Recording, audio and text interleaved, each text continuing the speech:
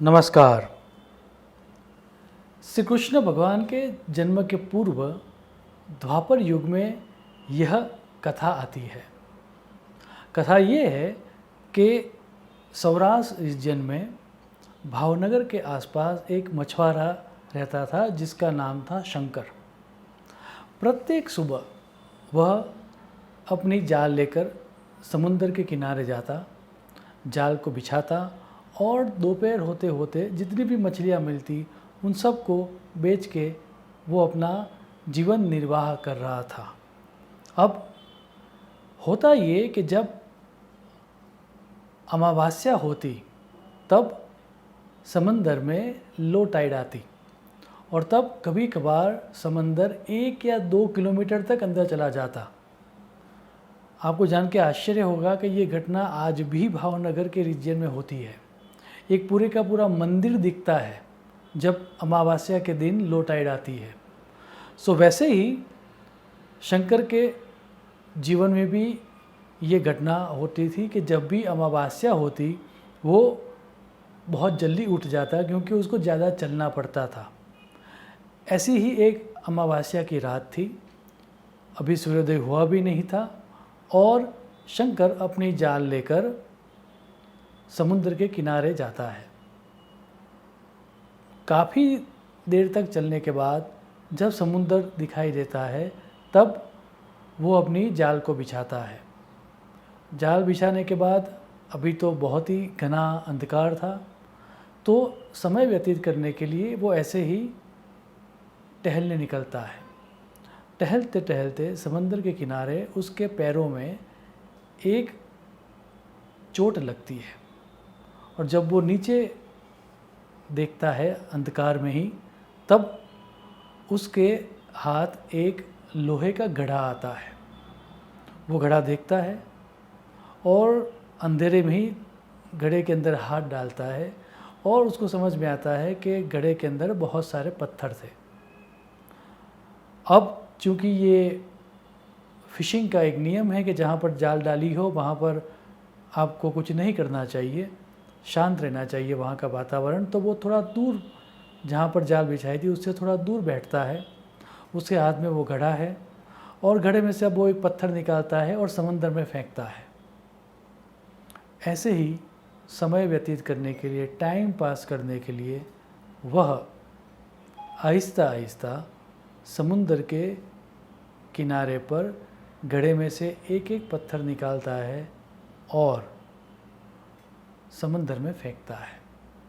अब उसके हाथ में एक आखिरी पत्थर था और उसी समय उस पत्थर के ऊपर सूर्योदय की पहली किरण गिरती है और जैसे ही वो किरण गिरती है शंकर की छाती बैठ जाती है, क्योंकि जिसको वो पत्थर समझ के समंदर में फेंक रहा था वो पत्थर नहीं था बल्कि सोना था।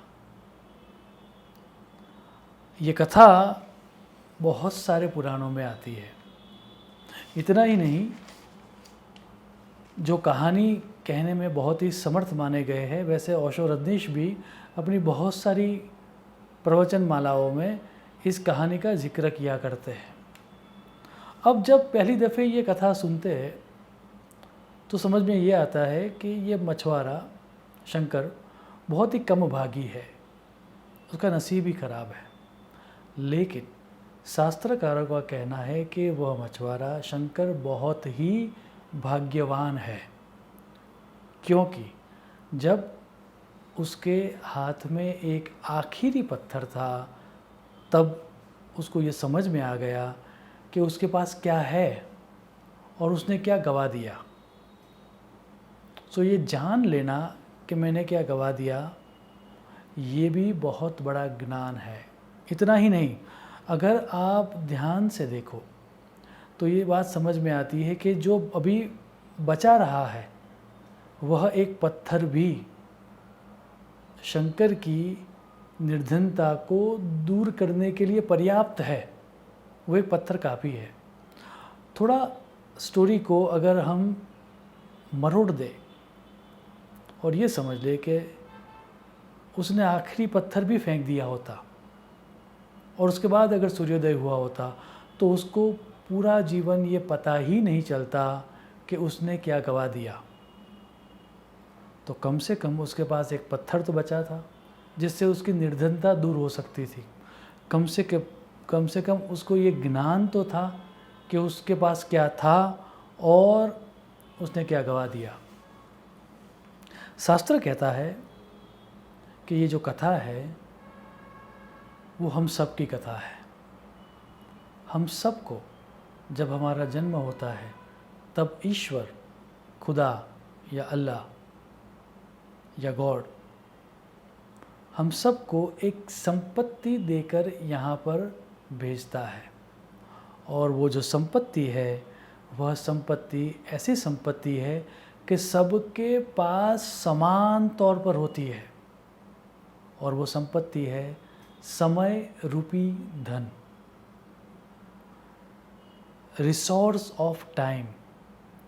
हम सब के पास समान है, चाहे आप अमीर हो या गरीब हो, चाहे आप राजा हो या प्रजा हो, चाहे आप पढ़े लिखे हो या अनपढ़ हो, हम सब के पास चॉइस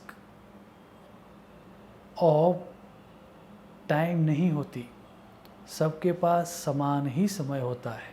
हम सब के पास 24 घंटे ही होते हैं, irrespective of our caste and creed, our position। हम सब के पास ये समय रूपी धन समान है। लेकिन मज़ा ये है कि नॉर्मल कंडीशन में हम उस समय रूपी धन के प्रति देखते ही नहीं हैं। जब कोई ट्रेजेडी हो जाए,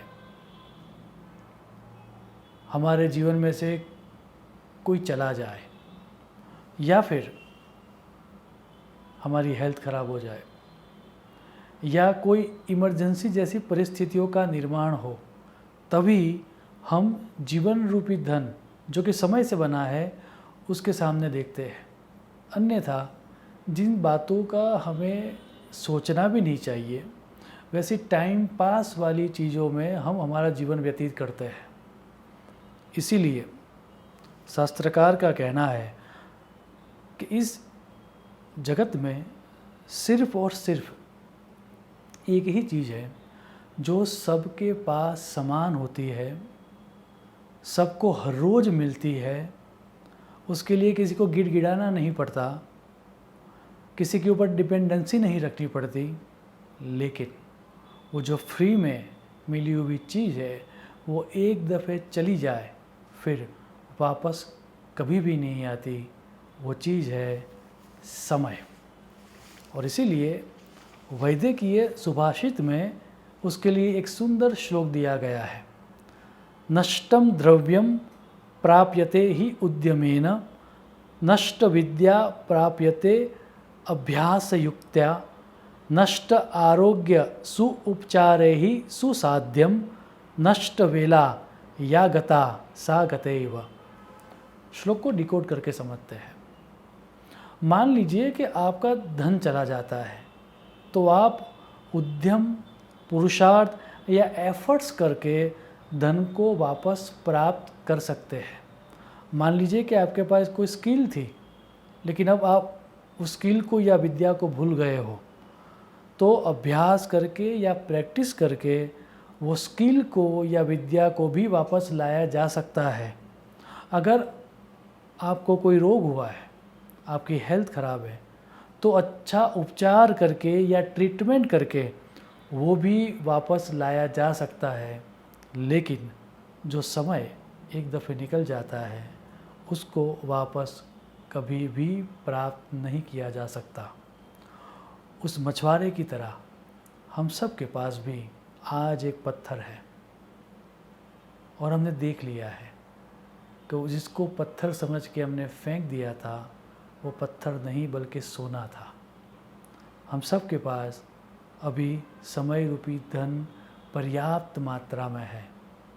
हमें चाहिए कि जो समय हमें मिला हुआ है उस समय को हम अच्छी तरह से यूटिलाइज़ करें ताकि हम सब के जीवन में सुख, शांति और समृद्धि आ सके। शुभम भवतु। प्रणाम।